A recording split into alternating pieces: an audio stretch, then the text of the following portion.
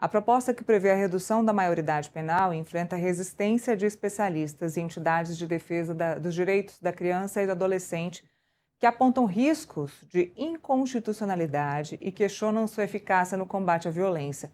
Para a gente entender os argumentos de quem defende a mudança, a gente vai conversar agora com o relator da proposta, o deputado Coronel Assis. Deputado, muito bem-vindo. Obrigada pela participação conosco aqui no Contexto Metrópolis. Eu já começo perguntando ao senhor o seguinte: hoje, o principal argumento dos críticos é que reduzir a maioridade penal não diminui a criminalidade. Eu queria saber quais são as evidências que levaram o senhor a concluir o contrário. Na verdade, com certeza, não vai acabar com a criminalidade. Nós iremos, sim, com certeza, dar um passo, né, de combater essa criminalidade no sentido de promover um combate efetivo à impunidade.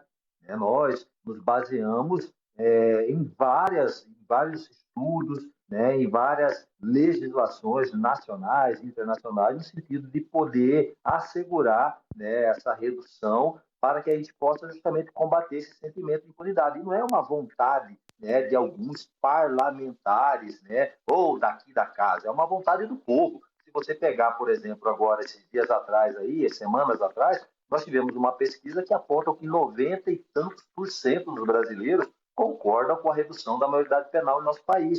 Né? E se você pegar e fizer uma análise dessa mesma pesquisa, você vai ver que muitos que estavam ali, cerca de 81%, são eleitores da esquerda. Né? Então, prova que isso não é uma pauta ideológica do lado A, do lado B, e sim uma pauta de segurança pública, uma pauta que precisa ser discutida. Eu acredito que essa reunião que começa hoje, às 14 horas, na CCJ, ela vem, né, para que a gente possa aí estabelecer o início das discussões e, com certeza, tratar sobre a questão da admissibilidade dela na Câmara ou não, né, dentro da CCJ, a Comissão de Constituição e Justiça. Deputado, eu vou colocar o Felipe na nossa conversa também. O Felipe é o meu parceiro aqui, analista também no Contexto Metrópolis, para a gente falar desse assunto com o senhor. Felipe, quero sua pergunta para o Coronel Assis sobre a questão da redução da maioridade penal. Temos o Felipe, produção? Vamos lá. Deputado, prazer estar contigo aqui no Contexto Metrópolis.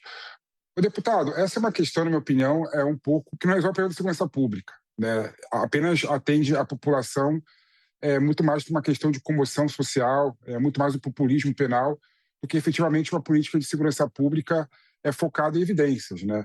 E a gente sabe que o sistema penitenciário brasileiro, né, ele é uma fábrica de fazer pessoas piores. Né? A pessoa rouba o celular, vai para a cadeia, né, e volta estuprador, volta líder de organização criminosa, ou seja, volta pior do que entrou. Né? Aí a pergunta é a seguinte, né, essa proposta, reduzindo a maioridade penal para 16 anos, para 17 anos, né, que seja, né, você não vai colocar um jovem, né, infrator, né, que poderia ser restabelecido, né, muito mais rápido, né, iria colocar ele para voltar no sistema penitenciário normal muito pior do que entrou. Né, o seu projeto abarca a solução desse problema, por exemplo? Com certeza, né, Felipe? E, realmente eu concordo com você no sentido de dizer que o sistema penitenciário brasileiro, infelizmente, deixa muito a desejar. Eu vou mais além. Eu acredito que essa política do desencarceramento é uma política pró-bandido dentro do nosso país. Né? Eu acho que não concordo com cadeias que sejam prisões medievais, onde a pessoa é submetida à tortura, de maneira alguma, mas nós temos que ter estabelecimentos penitenciários que possam fazer com que esse criminoso que quebrou esse contrato social possa pagar justamente com rigor, né? Porque a cadeia não pode ser uma colônia de férias, de maneira alguma. Né? E claro que dentro dessa nossa proposta, né, a emenda à Constituição, nós temos algumas regras. Né? Essa redução ela não é uma redução, vamos dizer assim, geral e ampla e restrita. Não, ela é uma redução parcial para crimes hediondos, homicídios dolosos e lesão corporal seguida de morte.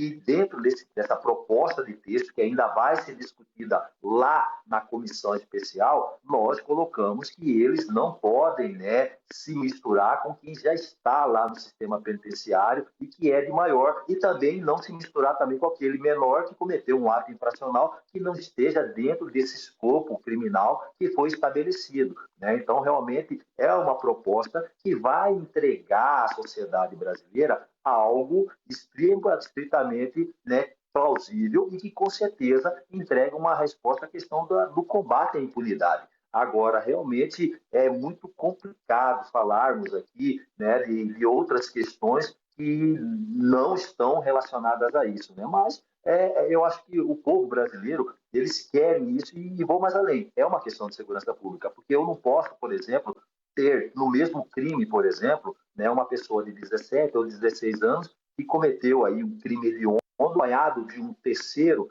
que seja maior aí de 18 anos, desculpe, de 17 anos, e aí nós teremos 2 tratamentos para o mesmo crime, né? Então, isso traz um sentimento de injustiça nas pessoas. E claro que é democracia, nós iremos, né, participar das discussões, queremos um bom debate, né, com posições contrárias, posições favoráveis, e o que vai decidir realmente será o voto. Deputado, a gente sabe que as organizações criminosas têm convocado, utilizado adolescentes para trabalhar no mundo do crime, até por saberem que esses adolescentes não vão ser punidos criminalmente. A aprovação dessa proposta não acaba prejudicando somente essas crianças e esses adolescentes que são mais pobres e que vivem em condições mais complicadas, em favelas ou em situações mais precárias no país, não acaba prejudicando só essa parcela da população?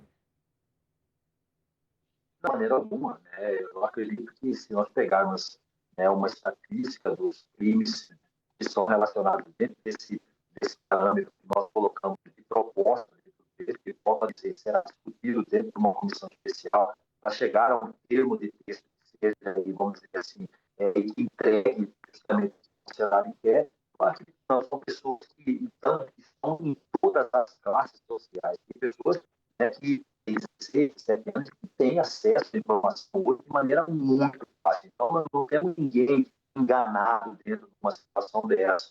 Eu acho que nós precisamos, né, discutir isso. É uma situação que se precisa discutir. Eu acho que foi colocado por alguns colegas parlamentares da eleitoreira, porque nós estamos num momento eleitoral e que isso nós estamos fazendo para chamar a atenção. E claro que não, isso já vinha sendo discutido lá na PEC da Segurança Pública, né, e foi retirada no texto da PEC da Segurança Pública para ser tratada em uma PEC específica. E isso está acontecendo agora, né? Então, assim, a ideia é justamente essa, lutar por essa admissibilidade na CCJ, sendo admitida, nós iremos, né, trabalhar dentro da comissão especial, chegando um bom dia, fazendo, né, essas garantias constitucionais de proteção ao jovem, mas não deixando. Bom, a gente perdeu o contato com o deputado Coronel Assis, acredito que seja por conta da conexão, a gente vai tentar retomar o contato com ele. Enquanto a gente tenta retomar o contato com ele, eu vou abrir aqui no telão algumas artes que a produção preparou para mim sobre os crimes, alguns crimes que impactaram, que foram de grande impacto, que a gente noticiou bastante e que foram cometidos por menores de idade nos últimos anos. A gente vai acompanhar aqui. Olha, no primeiro trimestre de 2026, 1.196 processos foram abertos por atos infracionais desse tipo, média de 13 por dia. Desse tipo aqui, nesse caso específico, de estupro de vulnerável cometido por menores de idade. Então, número de processos em 2021, 3.644. Já em 2025, 4.568, um aumento de 25,3% nos últimos 5 anos, um aumento considerável. E aí uma média de 13 crimes por dia. Então, nós estamos falando de estupro de vulnerável. Agora a gente vai para a próxima arte. Casos recentes de crimes cometidos por menores de idade, que a gente noticiou bastante, inclusive aqui no Metrópolis. No Rio de Janeiro, estupro coletivo cometido por 7 crianças com idades entre 12 e 16 anos. Eu até tinha pedido aqui as datas. Esse primeiro crime que aconteceu no Rio de Janeiro foi 22 de abril. Então, estupro coletivo cometido por 7 crianças com idades entre 12 e 16 anos contra uma menina de 12 anos em abril deste ano. Agora, em São Paulo, um estupro de 4 adolescentes que participaram de estupro coletivo contra 2 crianças. Um homem de 21 anos participou do crime. Esse também foi em abril, dia 21 de abril. Já agora, no dia 27 de fevereiro, também no estado de São Paulo, um estupro de adolescente de 12 anos dentro do banheiro por colegas. Então, todos envolvendo menores. E aí a gente está mostrando para vocês algumas das justificativas que estão sendo utilizadas lá para aprovação dessa proposta de emenda à Constituição na Câmara dos Deputados. Agora está aqui, ó, uma das causas, que é o consumo de pornografia. Em 2023, 73% dos meninos entre 13 e 17 anos já consumia pornografia. Uma das causas dos crimes de estupro de vulnerável, que a gente acabou de mostrar para vocês que aumentou consideravelmente. Já saímos das causas e vamos para consequências. As consequências aos agressores do cachorro-orelha, também caso que ficou muito famoso nesse ano no Brasil todo, dos meninos que maltrataram um cãozinho de rua. Então, animais comunitários possuem os mesmos direitos de proteção que qualquer animal doméstico, inclusive contra crueldade física e psicológica, com amparo na Constituição Federal. A avaliação é de que os responsáveis pela agressão devem responder pelo crime de maus tratos a animais previstos no artigo 32 da Lei 9.605 de 98. Evidências indicam que os autores seriam adolescentes. Aí muda tudo. Muda o cenário penal, muda o cenário jurídico. Pela legislação brasileira, menores são inimputáveis, é o que prevê o ECA, e podem responder apenas por ato infracional com aplicação de medidas socioeducativas. Aqui vem as possíveis consequências, já que não podem responder na justiça. Internação em estabelecimento educacional. O ECA limita a internação a hipóteses específicas, como ato infracional cometido mediante grave ameaça ou violência à pessoa. E o Ministério Público pode buscar responsabilização civil, incluindo dano moral coletivo, em razão do impacto emocional sobre a comunidade e da violação à moralidade pública. Então, está aqui diferentes argumentos sobre esse assunto para vocês. A gente tem de volta o deputado para a gente debater esse assunto. Deputado, o senhor estava explicando para nós, quando caiu a sua ligação, sobre as razões para aprovação do texto. Eu estava perguntando ao senhor se isso não vai prejudicar apenas uma parcela da população, que são meninos pobres, que moram na periferia, que moram nas favelas e que são convocados pelo crime organizado. Creio que não, né? Uma vez que nós sabemos que esse cometimento desses tipos de crime, né, que foram elencados dentro desse escopo parametrizado dentro desse projeto, ele não vai acometer somente as pessoas que são, menos favorecidas financeiramente. Mesmo porque existem muitas pessoas lá que com certeza não querem viver sob o jugo do crime organizado, não querem estar sob o domínio dessa turma, não querem ser aliciados, não querem seus filhos aliciados para isso. Isso pode acontecer? Pode acontecer, mas eu acredito que o percentual é pequeno e nós teremos, com certeza, pessoas de várias classes sociais que, com certeza, possam cometer esse tipo de crime e poderão aí ser submetidas a essa mudança legislativa, caso ela seja aprovada lá na frente. E lembrando que nós temos aí um caminho jurídico, um caminho legislativo muito longo ainda, né? Nós temos agora, passando pela admissibilidade, uma comissão especial, da comissão especial nós temos o plenário, do plenário nós temos, né, o Senado da República e depois uma promulgação aí de uma proposta de emenda à Constituição. Então, eu acho que a discussão ela é extremamente válida, nós temos que discutir e, no final, o que vai mobilizar isso, o que vai balizar essa mudança ou não, será o voto dos parlamentares, que são escolhidos pelo povo para poder fazer e promover essas mudanças. Deputada, essa mudança ela não vai contra o Estatuto da Criança e Adolescente? Isso não pode ser uma justificativa para a não aprovação da PEC? Eu acredito que não. Na verdade, vai mudar justamente a questão do Estatuto da Criança e do Adolescente, né? Como eu disse, é uma legislação de 1980, né? E com certeza, eu acredito que para essa grande maioria dos brasileiros, dependendo da situação, já não atende como devia atender, né? Nós não temos o jovem de 16, 17 anos com o mesmo conhecimento lá da década de 80, né? Então, realmente mudou e a legislação é isso, ela acompanha, né, a vontade popular e o povo precisa e carece dessas mudanças. Felipe, sua pergunta para o deputado Coronel Assis.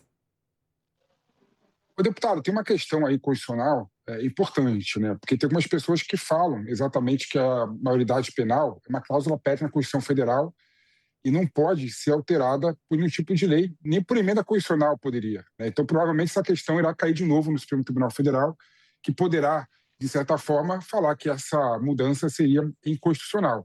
Além disso, né, a gente sabe que o ECA, né, que é a lei que protege a criança e o adolescente, né, tem regulamentos claros, né, sobre a forma como deve se dar, né, a disciplina e deve dar a infração, né, de criança e adolescente. Esse projeto de lei prevê algum período transitório, né, em relação ao assunto ou vai ser aplicado de forma imediata? Na verdade, existem sim correntes, né, de juristas que questionam a questão da constitucionalidade. Porém, nós entendemos que o artigo 228, que trata desse assunto, ele não é um artigo, não está no rol do artigo das questões tratadas no artigo 5º, né, que são as garantias constitucionais. E existem até, né, ensaios, existem estudos feitos até pelo próprio Miguel Reale Júnior, que mostram que não existe inconstitucionalidade nessa mudança legislativa. E só para esclarecer, uma PEC com o mesmo texto, com um texto bem parecido, mas com o mesmo escopo, ele já passou aqui na Câmara. Foi aprovada, né, estava no Senado e foi prescrita por decurso de prazo, né? Eu acho que assim, nós estaremos fazendo o nosso trabalho como legisladores, né? E isso, com certeza, já foi discutido, vai ser discutido, é natural que se tenha esses questionamentos. Agora, nada impede justamente de que possam questionar isso dentro do Supremo Tribunal Federal, porque eu entendo que, com certeza, ia ser um desserviço, né, para a população brasileira, porque, com certeza, quem está aqui está representando a população, e a população, hoje, é quase que unânime em solicitar essa mudança. E volto a dizer, é uma mudança muito responsável, muito pé no chão e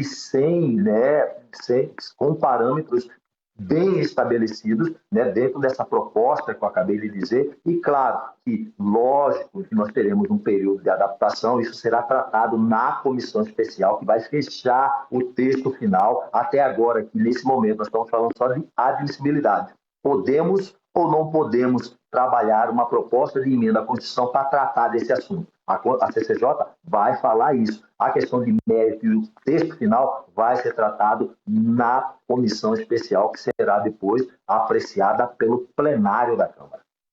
Deputado, falando sobre política, o PT é historicamente contrário a essa proposta, a esse tema, a esse assunto.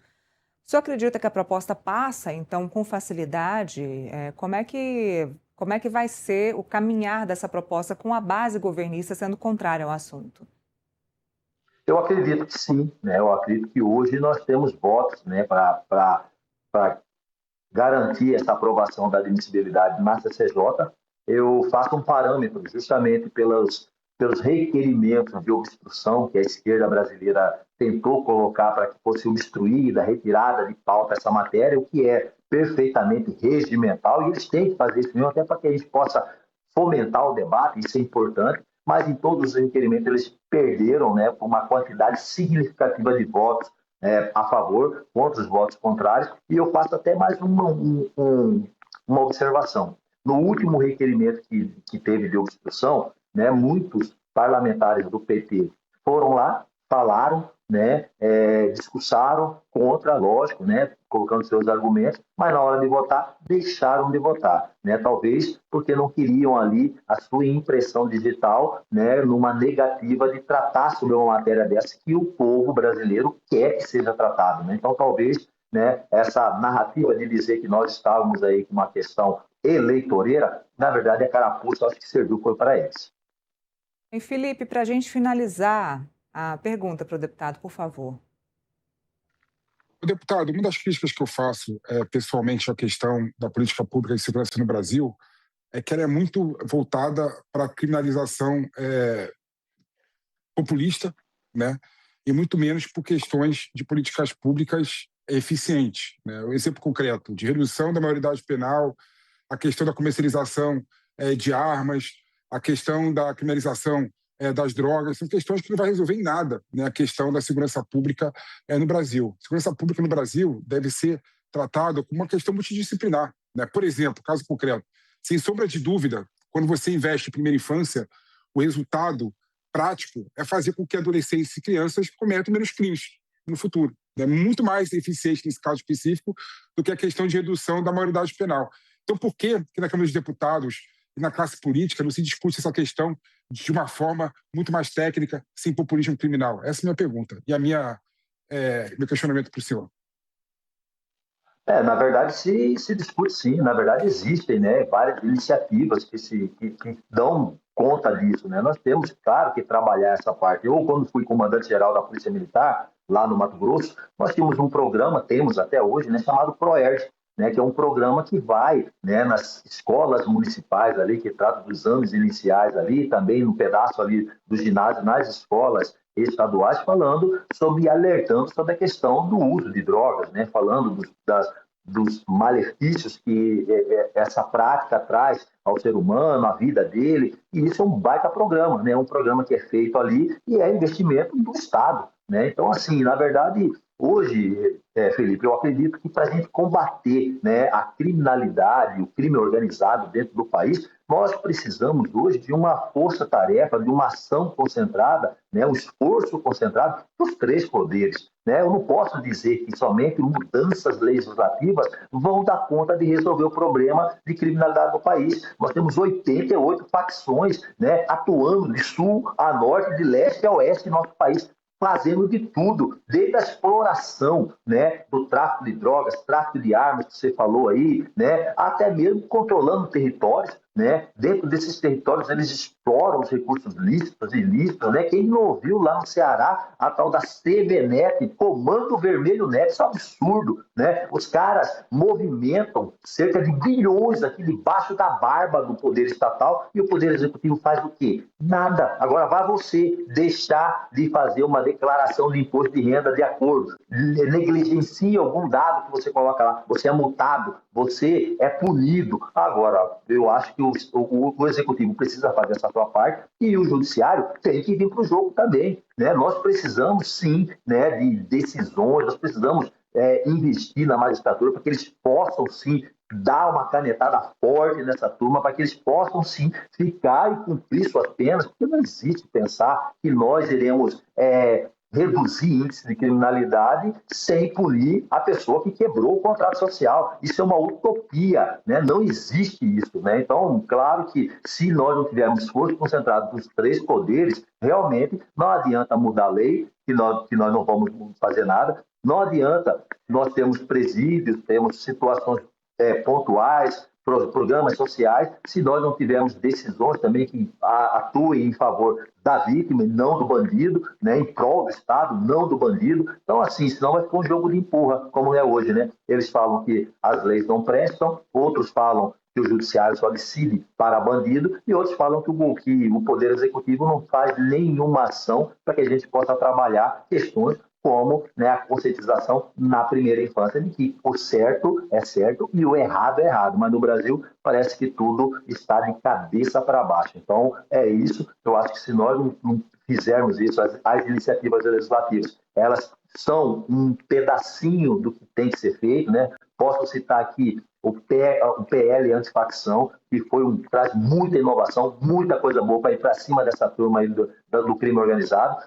A PEC da Segurança Pública está parada no Senado da República, está parada lá, isso precisa ser votado, porque traz um guarda-chuva constitucional para que a gente possa tratar de forma diferenciada, principalmente os criminosos faccionados, que não se trata do criminoso comum. Não é aquele cara que bebeu álcool ali, se desentendeu ali e promoveu uma lesão corporal numa pessoa, ou nessa lesão corporal evoluiu com um pré-terdol ali, a pessoa faleceu. Não é esse criminoso, é um criminoso que domina território, que visa lucro e que quer tomar o lugar do Estado. Então, ou o Brasil abre os olhos e cai para dentro dessa temática, ou nós vamos virar um narco-Estado.